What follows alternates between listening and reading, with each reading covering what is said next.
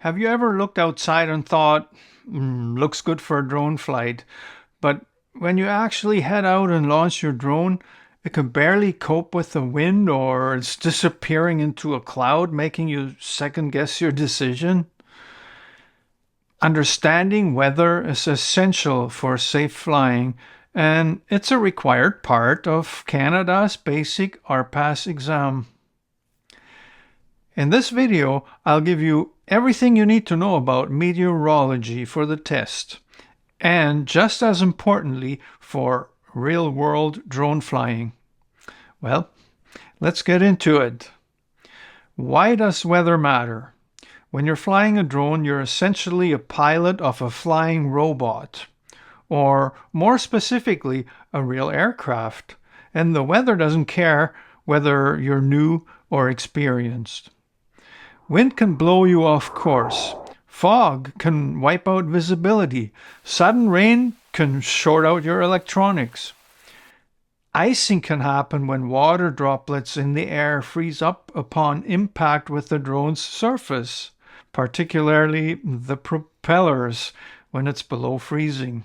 This will impact performance by reducing lift and maneuverability, and it can potentially crash your drone. That's why Transport Canada wants every pilot to understand the basics of meteorology. It's not about becoming a weather nerd, it's about flying responsibly and not losing your drone. First, we should cover some basic weather terms. Let's break down the most important concepts. Temperature affects your battery and air density.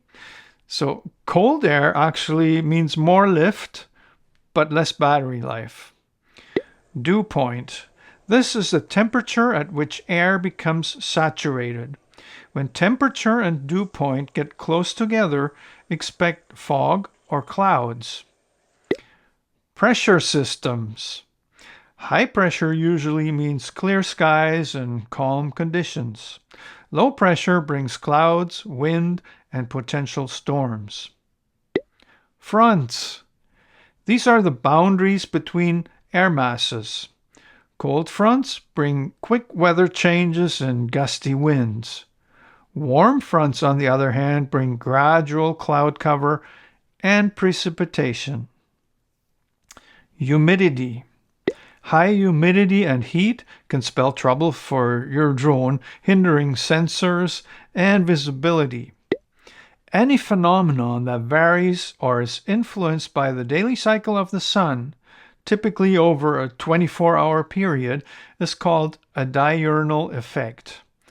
This includes changes in temperature, wind patterns, humidity, and more. Knowing these can help you read the sky before it surprises you. Let's talk about wind and its effects. Basically, wind is driven by pressure gradient force, and it's proportional to the difference in air pressure over a given distance. Stronger pressure differences or steeper gradients create stronger winds, and the wind generally flows from high to low pressure. Surface heating significantly impacts the lower layer of the atmosphere, also called friction layer. It'll alter its thickness and the wind profile within it. During the day, solar heating warms the surface, causing air to rise and creating a deeper friction layer through increased mixing with higher altitudes. At night, cooling leads to a shallower friction layer as surface winds calm and decouple from winds aloft. Other factors are land breezes and sea breezes that affect the wind in response to the nighttime cooling of the land surface relative to the sea. There are also anabatic winds and katabatic winds, influenced by temperature differences between slopes and the surrounding air. Anabatic winds are upslope winds driven by warmer surface temperatures, while katabatic winds are downslope winds caused by cooler surface temperatures. Wind can be your biggest invisible enemy. Here's what to watch for. Wind speed and direction. You have to know your drone's limit. Usually about 20 to 30 kilometers for most consumer drones. Gusts. Sudden spike in wind can knock you off balance or slam your drone into a tree. Mechanical turbulence. It happens behind buildings, trees, or hills. Wind hits an obstacle and churns like a tornado. Urban airflow can have significant effects. It can increase wind speeds through constricted areas, create turbulence and eddies, and affect temperature distribution, potentially leading to an urban heat island effect. These airflow patterns will impact the stability of your drone. There can be wind shear, a sudden change in wind speed or direction common at low altitudes and near structures. Always check the wind on site, not just on the app. For example, often it will say wind speed is 15 kilometers an hour with gusts up to 35. If your drone is rated for up to 30 kilometers an hour wind, you should not fly it then and there. Also, consider the altitude. Wind speed at ground level is generally lower than at higher altitude. Your drone's app will give you warnings about strong wind. Often, you can get away with descending to a safer altitude provided there are no ground obstacles. Now let's look into clouds, ceiling, and visibility. Here's what the exam wants you to know. There are several distinct types of clouds. Cirrus clouds are high up in the atmosphere. They're made up of ice crystals because it's cold up there. They're white and there will be lots of blue sky between them. Cumulus clouds are puffy white ones that can become extremely tall. They're generally associated with fair weather. Stratus clouds are lower hanging clouds, usually gray in appearance. They're actually made up of fog. They can be dangerous because you may lose sight of your drone. Nimbus clouds are rain clouds. Obviously not good for flying drones. Cumulonimbus clouds are accumulated nimbus clouds indicating a good storm. So better don't even think about it. The lowest cloud layer covering more than half of the sky is commonly referred to as the ceiling. If it is 500 feet AGL and you're flying at 120 meters, which is 400 feet, you're getting a bit too close. Transport Canada actually has rules for basic pilots. Keep 30 meters or 100 feet away horizontally from cloud and stay 120 meters or 400 feet below the base of the cloud. Maintain 3 statute miles or 5 kilometers of visibility. Always keep your drone in sight.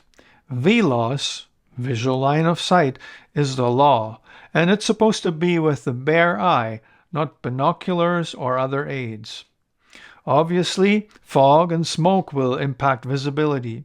You should know that fog is caused by condensation and dissipates when the temperature rises above the dew point, causing the fog droplets to evaporate. This can happen through sunshine and warming of the air, or wind mixing drier air into the fog, or simply a change in the conditions that caused the fog to form in the first place. Where do you get weather info? You don't have to guess the weather. You just need to know where to look. Here are the best sources. NAV Canada Aviation Weather website, AWWS. This is the official one. Link in the description below. METARs and TAFs are both types of aviation weather reports, but they serve different purposes. METARs are reports that describe the current observed weather conditions at an airport. TAFs, on the other hand, are forecasts that predict the weather conditions expected at an airport over a specific period, usually 24 to 30 hours. You don't need to memorize them for the basic exam. but you should recognize what they look like. Here's an example. Lots of numbers, lots of letters. But what this means is Edmonton has winds from 290 degrees at 15 knots, visibility 15 statute miles, a few clouds at 2,000 feet, and broken at 10,000. Apps and visual tools are windy.com, Ventusky, WeatherCan app. They're good for seeing wind layers and cloud cover. The bonus tool is the Drone Site Selection Tool, DSST, because it shows where you can legally fly and lets you check NOTAMs and airspace info. Check the weather as part of every flight. You don't want to get caught out 1 kilometer away with a dead battery and rising wind from the wrong side. Here's some study and safety tip. Well, this is what I'd focus if I were prepping for the exam myself. Understand how weather affects drone performance. Know the visibility and cloud rules for basic pilots. Recognize weather terms and what they mean. Be familiar with where to find official aviation weather. Even if you're not flying near an airport, using aviation weather data helps you make safer decisions. And in the real world, if the weather seems sketchy, postpone. It's better than watching your drone drift away into a fog bank or whatever. To sum it up, you don't need to be a meteorologist, but you need to understand how weather can affect your drone. If you found this breakdown useful, hit that like button and consider subscribing to The One for more no-nonsense drone flying tips and exam help. And if you have any questions about weather or stories about flying into a surprise gust, drop them in the comments. Also check out the rest of this playlist. Next video will be about navigation, and once again, it'll be geared toward helping you get your basic license. Thanks for watching and fly safe. And hey, I like coffee.